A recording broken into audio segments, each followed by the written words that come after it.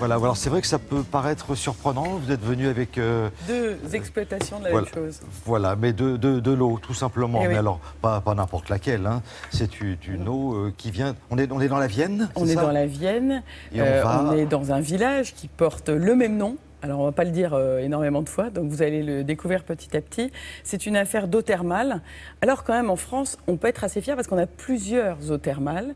Mais ce qu'on ne dit pas assez, quand on se procure en pharmacie ce genre de petits brumisateurs qui, par les hauteurs de chaleur qui vont monter encore aujourd'hui, sont très utiles quand on veut éviter de se déshydrater au sens général, entre autres le fait de boire de l'eau en plus, évidemment.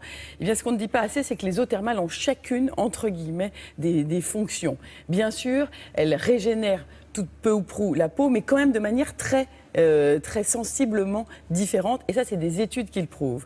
Et celle-ci, eh bien, ce qui m'a intéressée, c'est qu'elle relève d'une histoire de beauté originale. Vous avez là l'eau telle qu'on se la procure de manière médicalisée, suivie par des médecins, on la boit, on fait des jets, des soins sur la peau parce qu'on a du psoriasis, de l'eczéma, une peau extrêmement sèche. Et un petit coucou à tous les enfants qui cet été sont souvent en cure pendant 3 semaines pour pouvoir régénérer au mieux leur peau. Et puis vous avez le passage en pharmacie, on vend des produits, et puis maintenant le passage au spa. Et avec une approche de soins spa qui reprennent un petit peu les soins de la thalassothérapie, mais qui jouent uniquement de cette eau thermale. On va en Vienne et on va à La Roche-Posay.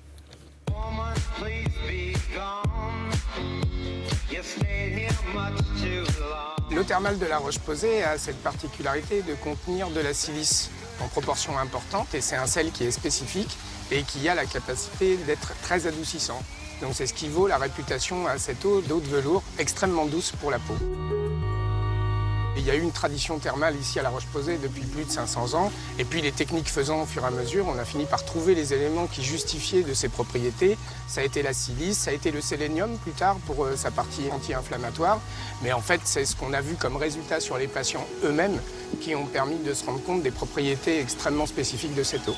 Et donc les éléments qui sont dans l'eau de La Roche-Posay arrivent à réparer la peau, atténuer les lésions, l'adoucir et de l'autre côté, réduire les phénomènes inflammatoires récurrents qu'on retrouve par exemple chez les psoriasiques en particulier où la peau se renouvelle beaucoup trop vite. On part du principe que ce que l'eau est capable de faire dans des cas extrêmes comme la maladie, elle peut tout autant amener un bénéfice dans des choses plus beauté. Le bain dans la partie thermale, on l'appelle le bain aérogazeux. Il a une action anti-grattage, soulagement des démangeaisons par les petites bulles d'air comprimé. Déclinaison version spa, un bain hydromassant avec une eau à pression pour une visée relaxante, détente musculaire.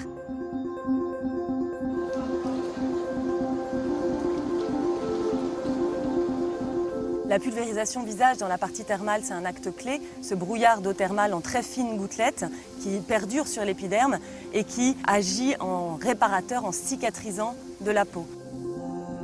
Dans la version spa, on a intégré un certain nombre de protocoles visage avec cette même pulvérisation pour accentuer l'action d'hydratation et de réparation de la peau. La douche filiforme dans la partie thermale, c'est un acte médical proprement réalisé par le dermatologue qui a pour but de décoller les tissus, de donner de la souplesse à la peau, de réduire les adhérences cicatricielles. Sa déclinaison version spa a un but d'accélération de la circulation et de raffermissement des tissus. On apprend aux patients à s'hydrater, se crémer, à quel moment, dans quel ordre, avec quels produits, toujours des produits à base d'eau thermale. Dans le spa, on a voulu bien sûr aussi profiter de cette technique de pommadage particulièrement adaptée à la réhydratation cutanée. On se rend compte que la clientèle bien-être cherche des soins de détente, de relaxation pour se sentir mieux, mais que la préoccupation d'un respect de la peau, elle est aussi essentielle. En intégrant un certain nombre de protocoles et d'apports de l'eau thermale, on aide la peau à réduire son oxydation, à ralentir son vieillissement et à améliorer sa souplesse et son hydratation. Voilà, l'association entre la détente Voilà. et le côté médical de... Voilà, sachant qu'on reste quand même dans des logiques de bien-être. Mais c'est vraiment ce qui m'intéresse dans cette démarche, c'est vraiment de faire un spa, entre guillemets, pas comme les autres particulièrement, parce qu'il y a cette utilisation de l'eau et il y a dans l'utilisation de l'eau le souci de se souvenir tout le temps de se rappeler qu'à côté, non loin, c'est à quelques mètres, il y a le centre thermal. Et là, ce qui relève de la logique médicale. Très intéressant quand on est bronzé, qu'on a un peu altéré sa peau au soleil avec le vent, qu'on l'a agressé, ben, ça retravaille l'éclat et régénère la peau.